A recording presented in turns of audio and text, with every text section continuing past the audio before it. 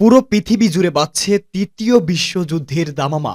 একদিকে হামাস, হুতি, হিজবুল্লাহ ও ইরান, অন্যদিকে ইসরায়েল ও আমেরিকা। পুরো পৃথিবী জুড়েই বাজছে তৃতীয় বিশ্বযুদ্ধের দামামা। এরই মধ্যেই আমাদের হাতে এসে পৌঁছেছে গুরুত্বপূর্ণ আন্তর্জাতিক সংবাদ। শুরুতেই শিরোনাম। ইসরায়েলের নিরাপত্তা মন্ত্রণালয়ে ক্ষেপণাস্ত্র হামলার দাবি হুতিদের। পরেই জানাবো, ইরানের নৌবহরে যুক্ত হচ্ছে অত্যাধুনিক যুদ্ধজাহাজ, আতঙ্কে পশ্চিমারা। এদিকে দ্বিতীয় সিনোয়ারের উত্থান নিয়ে ইসরায়েলি সেনাদের আতঙ্ক, হামাসের পুনর্গঠনের গতি অবিশ্বাস্য বলে মন্তব্য। পরেই জানাবো, ইরানের সাথে পারমাণবিক আলোচনা পুনরায় শুরু করছে ইউরোপীয় শক্তিশালী দেশগুলো।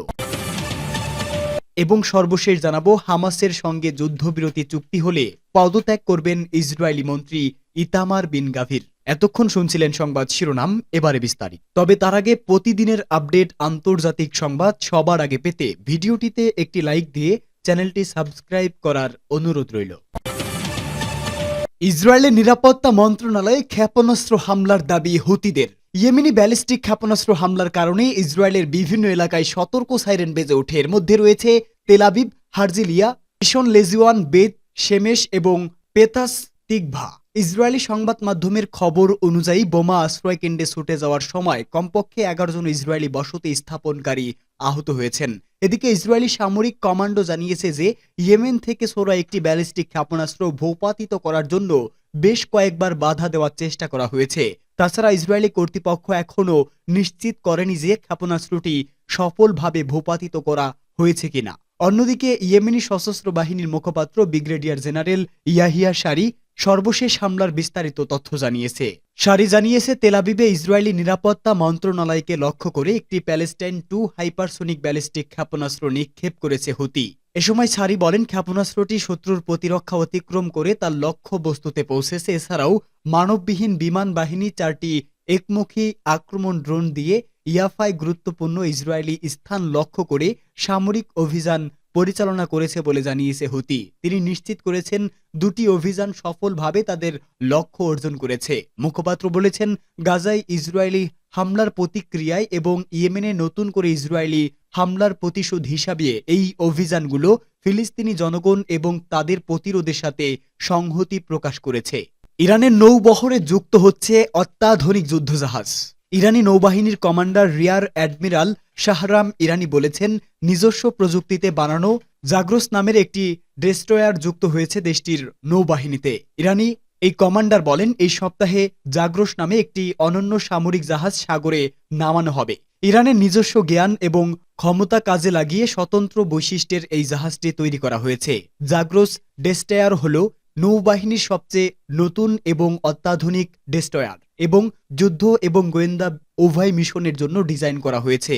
ইরানি আরও বলেন, ইরানের বৃহত্তম সামরিক কেন্দ্রটি এই সপ্তাহে জাস্কের কৌশলগত এলাকায় খোলা হবে। তিনি আরও জানিয়েছেন, এটি সবচেয়ে উন্নত সরঞ্জাম সমন্বিত বিশেষায়িত ডক পোস্টগুলিকে অন্তর্ভুক্ত করবে। ইরানের জাহাজ তৈরির শিল্পের মান অত্যন্ত উচ্চ বলেও প্রশংসা করেন ইরানি। তিনি বলেন, ইরানের নৌবাহিনীর ৮৬তম নৌবহর বিভিন্ন বাধা অতিক্রম করে বিশ্ব শক্তিকে ইসলামী প্রজাতন্ত্রের সামুদ্রিক সক্ষমতা প্রদর্শন করতে সক্ষম হয়েছে।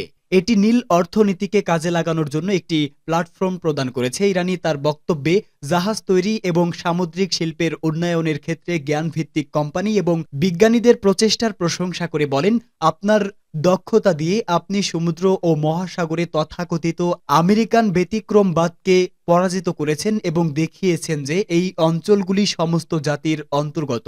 দ্বিতীয় সিনোয়ারের উত্থান নিয়ে ইসরায়েলি সেনাদের আতঙ্ক, হামাসের পুনর্গঠনের গতি অবিশ্বাস্য। ওয়াল স্ট্রিট জার্নাল হামাস আন্দোলনের সক্ষমতার কথা তুলে ধরে জানিয়েছে, ফিলিস্তিনের ইসলামী প্রতিরোধ আন্দোলন হামাসের রাজনৈতিক কার্যালয়ের প্রধান ইয়াহিয়া সিনোয়ারের শাহাদাতের পর এই আন্দোলন এখনও শক্তিশালী অবস্থানে রয়েছে এবং আরও নতুন নতুন সদস্য সংগ্রহ করছে। তারা ইসরায়েলকে একটি দীর্ঘমেয়াদী ক্ষতিকর যুদ্ধের দিকে ঠেলে দিতে সক্ষম হয়েছে। গত বছর 18 অক্টোবর গাজায় দক্ষিণের রাফা শহরের তাল আল সুলতান এলাকায় দখলদার ইসরায়েলের সাথে সংঘর্ষের সময় হামাসের রাজনৈতিক কার্যালয়ের প্রধান ইয়াহিয়া সিনোয়ার শহীদ হন। ইসনার উদ্রিক্ত দিয়ে সংবাদ মাধ্যমটি জানায় শহীদ ইয়াহিয়া সিনওয়ার 2023 সালের 7 অক্টোবর ইসরায়েলের বিরুদ্ধে শুরু হওয়া আল আকসা ঝড় অভিযানের কমান্ডার হিসেবে পরিচিত। গাজার জনগণের বিরুদ্ধে ইসরায়েলি হামলার জবাব হিসাবে হামাস ওই অভিযান চালিয়েছে। হামাসের এই অভিযানের অজুহাতে ইসরায়েল গাজা উপত্যকার গুরুত্বপূর্ণ অবকাঠামো ও ঘরবাড়ি ধ্বংস অব্যাহত রেখেছে। ইসরায়েলি হামলায় এ পর্যন্ত প্রায় 50,000 ফিলিস্তিনি শহীদ এবং লাখ লাখ মানুষ আহত হয়েছে। মার্কিন দৈনিক ওয়াল স্ট্রিট জার্নাল এক প্রতিবেদনে শহীদ ইয়াহিয়া সিনওয়ারের ছোট ভাই ও হামাসের আরেক সিনিয়র সদস্য মোহাম্মদ সিনওয়ারের সাহসিকতার কথা উল্লেখ করে বলেছেন, হামাসের ক্ষমতার শীর্ষে আরেকজন সিনওয়ার রয়েছে এবং তিনি হামাসকে আবারও পুনরুজ্জীবিত করার চেষ্টা করছেন। এই মার্কিন গণমাধ্যম হামাসের ক্ষমতা এবং সামরিক শক্তি নিয়ে আলোচনা করতে গিয়ে লিখেছেন, হামাস একটি নতুন প্রজন্মের প্রতিভাবান বাহিনী তৈরি করে চলছে এবং তারা গাজায় অবিস্ফোরিত ইসরায়েলি গোলাবারুদ থেকে নিয়ন্ত্রিত বিস্ফোরক তৈরি করতে পারে।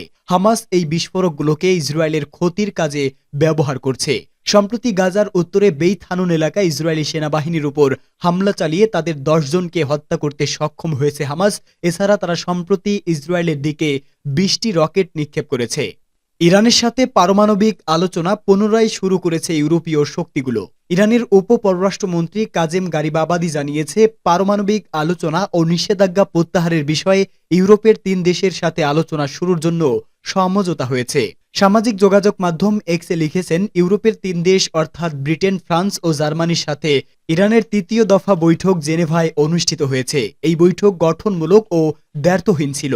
খুঁটিনাটি বিষয়ে প্রবেশের আগে নিষেধাজ্ঞা প্রত্যাহার এবং পরমাণু এই 2 ক্ষেত্রে কথা বলা জরুরি ছিল, সেটা করা হয়েছে। ইরানের এই উপমন্ত্রী আরও বলেন, নিষেধাজ্ঞা প্রত্যাহার বিষয়ে আলোচনা শুরুর প্রয়োজনীয়তার উপর সবাই গুরুত্ব দিচ্ছিল। এ বিষয়ে সবার মধ্যে ঐক্যমত ছিল। এটা সমঝোতায় পৌঁছানোর আগে উপযুক্ত পরিবেশ তৈরি করা জরুরি ছিল। এর আগে ইরানের পররাষ্ট্রমন্ত্রী সৈয়দ আব্বাস আরাকচি বলেন, পরমাণু কর্মসূচি নিয়ে গঠনমূলক এবং তড়িৎ আলোচনার জন্য তেহরান প্রস্তুত রয়েছে। ইরানের পরমাণু কর্মসূচি নিয়ে আলোচনার ইতিহাসের কথা উল্লেখ করে সৈয়দ আব্বাস আরাকচি বলেন, আমরা 2 বছরেরও বেশি সময় ধরে 6 জাতি গোষ্ঠীর সাথে আলোচনা করেছি। এরপর এমন একটি চুক্তিতে পৌঁছাতে সক্ষম হয়েছিলাম যেটাকে গোটা বিশ্ব মেনে নিয়েছিল এবং এই কূটনৈতিক অর্জনের জন্য সবাই প্রশংসা করেছিল। কিন্তু আমেরিকা কোনো কারণ বা যুক্তি ছাড়াই সেখান থেকে সরে এসেছে এবং পরিস্থিতিকে এই পর্যায়ে নিয়ে গেছে। সূত্র আল আরাবিয়া। হামাসের সঙ্গে যুদ্ধবিরতি চুক্তি হলে পদত্যাগ করবেন ইসরায়েলি মন্ত্রী।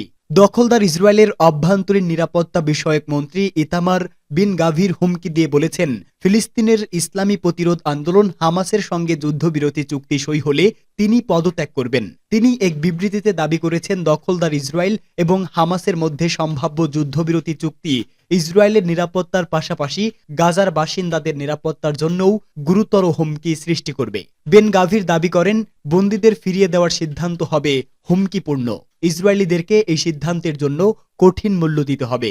বেন গাভির ইসরায়েলি প্রধানমন্ত্রীকে বলেন, চুক্তিটি বাস্তবায়িত হলে তার দল সরকারে থাকবে না, মন্ত্রিসভা থেকে পদত্যাগ করবেন। এই মন্ত্রী বলেন, গত 1 বছরে রাজনৈতিক চাপের মাধ্যমে বারবার যুদ্ধবিরতির চুক্তি প্রতিরোধ করতে তিনি ভূমিকা রেখেছেন এবং তিনি নেতানিয়াহুকে গাজায় সব ধরনের সহায়তা, জ্বালানি ও পানি প্রবাহ বন্ধ করতে বলেছেন। হামাস পুরোপুরি পরাজিত না হওয়া পর্যন্ত সামরিক অভিযান চালিয়ে যাওয়ারও আহ্বান জানিয়েছেন এই উগ্রবাদী মন্ত্রী।